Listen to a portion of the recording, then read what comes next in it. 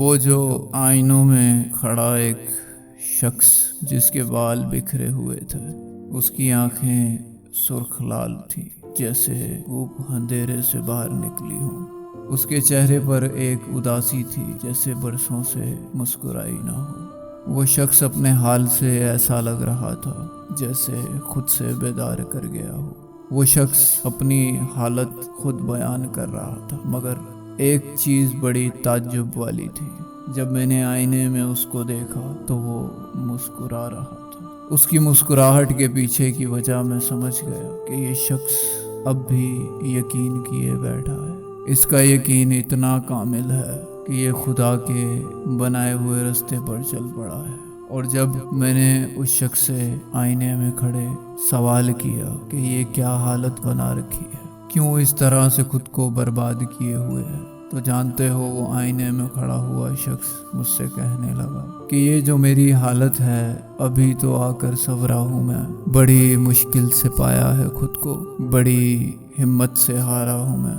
جانتے ہو جب انسان خود سے خود تک کا سفر کرتا ہے نا تو وہ بہت مشکل ہوتا ہے۔ جب وہ اپنے نفس سے جنگ کرتا ہے نا تو وہ بہت مشکل وقت ہوتا ہے۔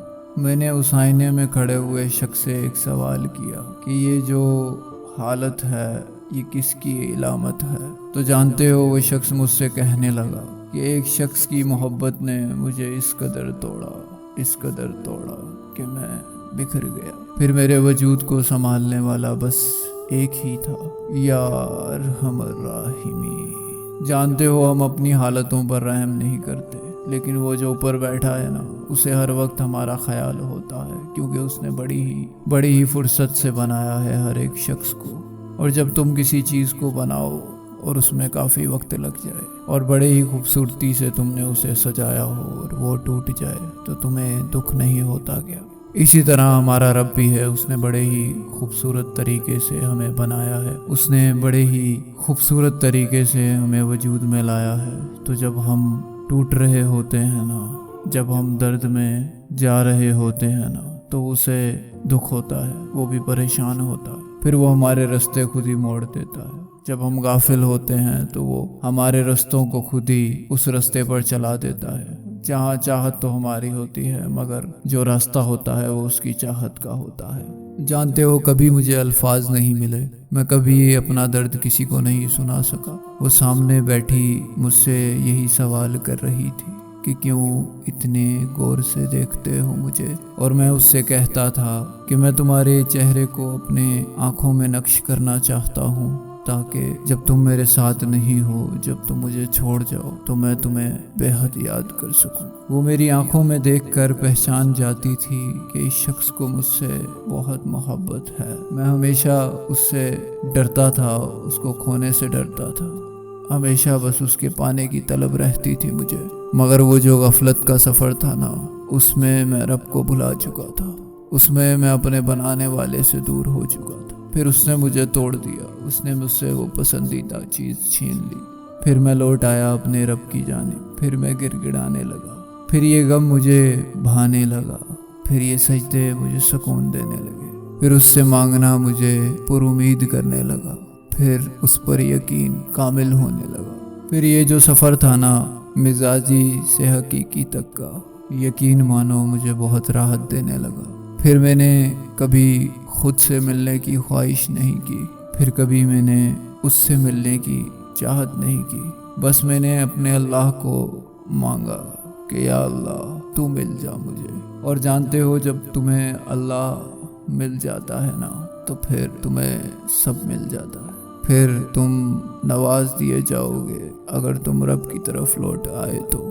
اگر یوں ہی بھٹکتے رہے، غافل ٹھہرے رہے، اگر آزمائے نہیں گئے تو تمہارے لیے اندیشہ ہے کہ تم خدا سے دور ہو۔ جانتے ہو جب خدا تمہیں کسی بہت ہی تمہاری خوبصورت چیز کو لے کر آزما لینا تو سمجھ جاؤ کہ وہ چیز تمہارے نصیب میں لکھ دی گئی ہے۔ اب بس تمہیں یقین کرنا ہے، صبر کرنا ہے اور انتظار کرنا ہے۔ جانتے ہو مجھے سب سے زیادہ نفرت صرف انتظار سے رہی ہے، اور مجھے ہر چیز پر انتظار کرنا پڑا۔ کبھی کسی کے آنے کا انتظار تو کبھی کسی کے جانے کا انتظار، کبھی کسی کے ملنے کا انتظار تو کبھی کسی کے بچھڑنے کا انتظار، کبھی کسی سے وقت پر ملنے کا انتظار اور کبھی کسی سے دیر تک بیٹھنے کا انتظار، اور جانتے ہو اس انتظار نے مجھے جینا سکھا دیا۔ اللہ میں تھک چکا ہوں، اللہ میں تھک چکا ہوں، اب بس یہ آزمائش تھام دے تو، اب بس تو کن فرما دے، اب تو میرے لیے وہ دروازہ کھول دے جن پر میری انگلیوں کے نشان ہیں، جن پر دستک دیتے دیکھتے میں تھک چکا ہوں۔ یا اللہ تو تو رحم کرنے والا ہے، میں تو غافل ہوں، گناہ گار ہوں، یا اللہ تو ہی میرا رستہ سنوار دے۔ میں تو بے بس ہوں، تیرے در پر آیا ہوں، کیونکہ تیرے بس میں سب ہے، تو وحدہ لا شریک ہے اور تو ہر شے پر قدرت رکھتا ہے۔ اور جانتے ہو سورہ یوسف میں کتنی خوبصورتی کے ساتھ اللہ نے یہ چیز بتائی ہے کہ بچھڑوں کو ملایا جا سکتا ہے، دلوں کو موڑا جا سکتا ہے، تو پھر یقین لے آؤ اس رب کی ذات پر، لوٹ آؤ اپنے رب کی جانب، چل پڑو اس کی جانب، پھر وہ تمہارے سب سوالیہ نشان پر تکمیل کا نقطہ لگا دے گا، تمہیں تمہاری پسند سے نواز دیا جائے گا۔